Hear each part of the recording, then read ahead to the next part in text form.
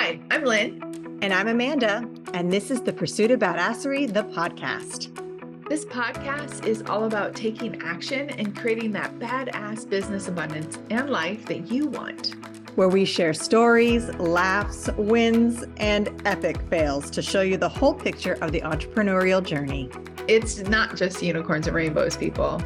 Jump on and follow us through this raw and witty roller coaster, where we get down and dirty and go behind the scenes of life and entrepreneurship. Get on it, get over it, and get after it. Hey, I'm Lynn. And I'm Amanda. Welcome to the Pursuit of Badasserie, the podcast. We're back again, and we're talking about haters. Haters gonna hate. Don't hate the player, hate the game. Hate. What was her? She said, rotates are gonna rotate, something like that. It cracks me up. Anywho, hey, dealing with criticism or haters or people who are naysayers in your business, and at the end of the, or in your life, and at the end of the day, they're everywhere. People throw shade, they get jealous, they don't understand, and so, or they're just miserable assholes. That's what trolling is. If you want to talk about, I mean, some of my clients are just getting trolled and taking it personally, but there are people who literally make it their entire lives just to be miserable and bring other people down. And I will go so far as to say that if you want to be something great, if you want to be the best in your business, if you want to do anything, you are going to make some enemies. You're going to make some haters because people will always be jealous. I mean, not everybody, but there will always be people who are jealous who live in that fixed, sad lifestyle that feels like the only way that they can get validation is to tear other people down. So if you are on the rise, if you are a bright shining star, there are going to be people throwing shade at you. Oh, absolutely. I think we live, especially in the US, we have a global audience. So I would definitely say it is not just the US. I know some European countries that are also the same, but definitely more in the US where everybody feels like their opinion is the only opinion and what they have to say is valid and that they deserve to, they're entitled, I should say, that they're entitled to be able to spew whatever they want to spew around, regardless if it was asked for or not. And unfortunately, that is social media. Like you are putting yourself up there in a public way for people to publicly respond or react to. Or shame. Yeah, it's going to happen. And I mean, I hate to say that you're going to have to build a thick skin, but you're going to have to realize, in my opinion, that Dr. Seuss said it best. I mean, other people, the people who matter, the opinions don't matter. I mean, Dr. Seuss said it way better than I did. I remember. Well, it's the idea that the people who matter aren't going to care what you're doing, and that everybody else is going to have so many opinions about you, but it doesn't matter what their opinions are. That's truth at a certain level. I mean, when you get the core of who you are, complete throwing shade, the complete haters. But if we actually take it back and look at it, so that's I would say on social media and even more just people almost whatever, but look at family members, a lot of times, because they can be classified as haters gonna hate, right? So criticizing you in maybe jumping into entrepreneurship, or because you're just having this conversation on the way here, being a lone wolf and putting you on this certain pedestal. So it doesn't mean that it's coming from a hate, but it can feel like hate because they are afraid, or they just don't understand, or they're not willing to take their own responsibility in the situation. And so that can come out as the hater's gonna hate type of mentality. And at the end of the day, especially entrepreneurs and small business owners, if you don't have them, even if you have them in your family, people don't understand what you go through, what you have to do, the sacrifices that you have to make, the adaptability that you have to develop, the changes that happens to you as you navigate this. And a lot of times they are guiding you, or haters gonna hating you, through fear and protection for you. Absolutely. It's not always coming from this place of hate, like with trollers. Sometimes it is really coming from a place of love, that they genuinely don't want to see you fail or fall, and they have a perception that they know what's best. And again, this can come from friends, this can come from families, can come from your partner, and it's all well intended.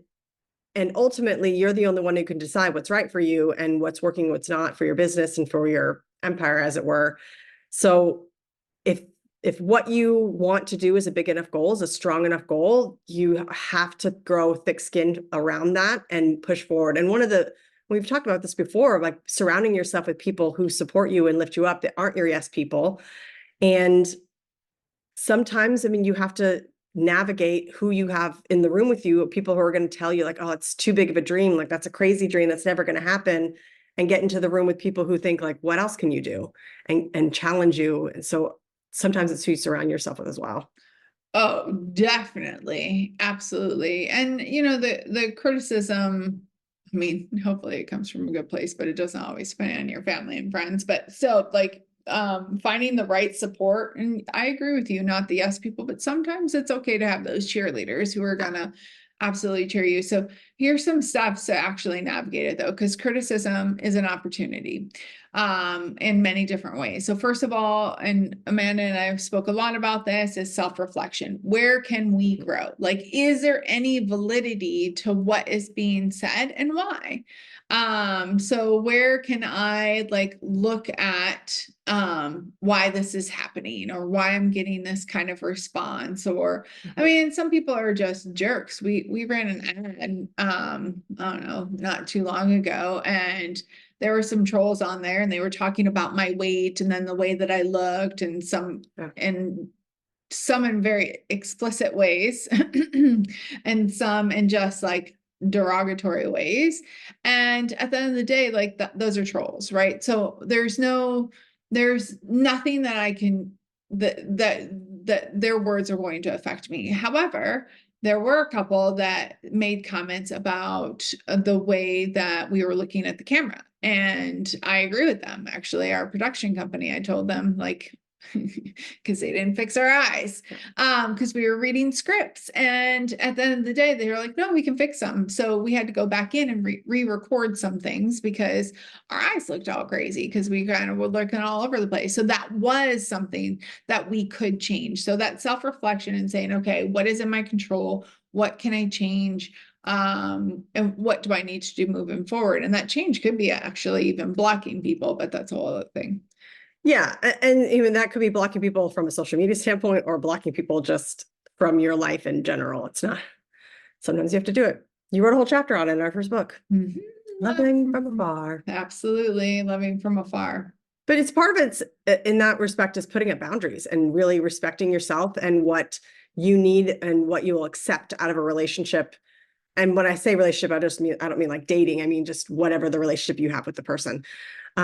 Set up boundaries and be really firm with protecting yourself. And it might seem selfish, but I'm really getting tired of people saying I'm selfish for taking care of your basic needs and your well-being and your confidence and your emotional support of yourself is a basic need. Absolutely. Like water. Putting the mask on yourself first. If you're not breathing, how can you help others breathe? Another thing that you can do with criticism is, how can you spin it? Can you use this as fuel? Not just internally, but externally. We had a client who had some haters trolling, and we talked about like, okay, how can you turn around and actually use these points to like debunk some of what is being said out there? Yeah. And so can you spin it? Can you actually like be able to use it to fuel momentum for you? Yeah. And start a conversation and start a conversation with the people who do support you, who will go up against that person who doesn't. I kind of like it when people troll, because I get to say all sorts of fun things.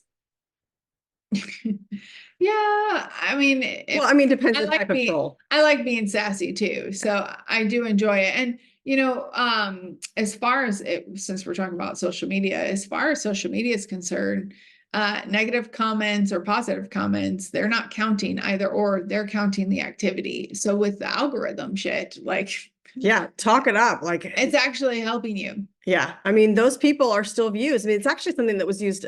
A lot of politicians use this. They'll say something really controversial, and then the opposite party will comment, "I can't believe this," and they'll start sharing, "I can't believe this. This is did you see this? Did you see this?"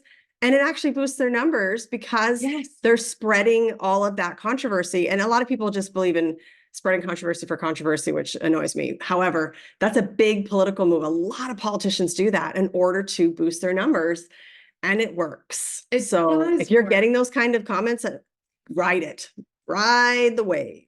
Absolutely. I mean, obviously you want to live within your own values and integrity. And you know, this is one place where I know I've struggled with some because it's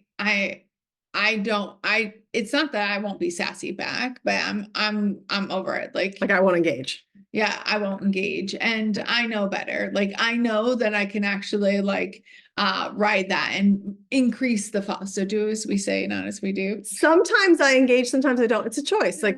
And sometimes you can tell based on the comment, if it's a full-on troll who's never gonna have any sort of reasonable conversation, I don't engage. But if it's somebody who has a valid point that I can start a conversation, then I'll be more inclined to,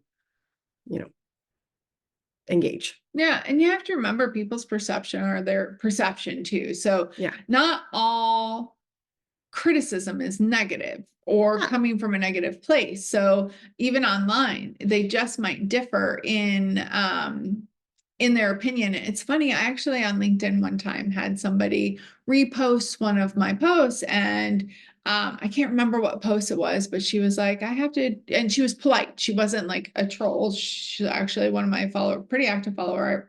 We comment a lot back and forth, but she said, I have to disagree with Lynn and this is why and I think it was like the hustle culture kind of comment. And the thing is she actually misinterpreted what I was saying. But it started a dialogue, so I was able to have this like conversation back and forth, and it was really beautiful. So even if it was that she didn't agree with my point of view, I love that and I want to learn more because my opinion is just that, my perception is just that. And so really learning and growing from that, perceived criticism and or hate is going to hate kind of like mentality is absolutely an asset if you allow it to be. Yes, but that's coming from a space of emotional intelligence, which is not always the case with social media. Correct. But we can have more social intelligence. Yes. At the end of the day, you can have more social intelligence. I mean, I pride myself on working on that and like trying to be ground. There are some times where I'm not and I have to walk away or I get like definitely pop off at the mouth. Yeah. But I don't know what that's like at all.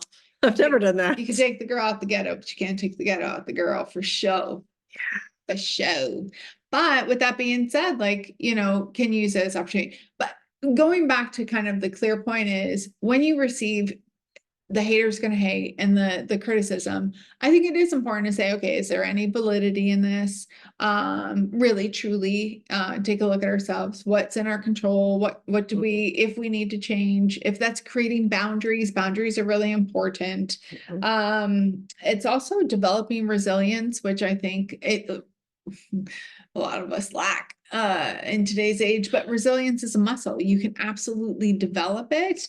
But if you completely, and there's a difference between reacting and responding as well, which we didn't go through. So reacting is you just pop off at the mouth. I've definitely done that. And responding is you actually take a breath and think about how you're going to respond. And is it even valuable to respond? I used to have a friend, he's still a friend, but he would often say, like, is it going to matter in 5 years? And I think that came from a book. I can't remember exactly, but is it going to matter in 5 years? Like, is it that? And I'll ask my clients a lot of times, is it absolutely essential for you to respond to that? Like, what do you want out of that response? And because sometimes it's not, sometimes it's engagement, sometimes it's to fuel, sometimes it's just to try to put somebody in their place. But at the end of the day, you can't control others. All you can do is control yourself, how you engage with it, and how you move forward from it. Absolutely. You can only control your own things Not everybody else's, much to my chagrin.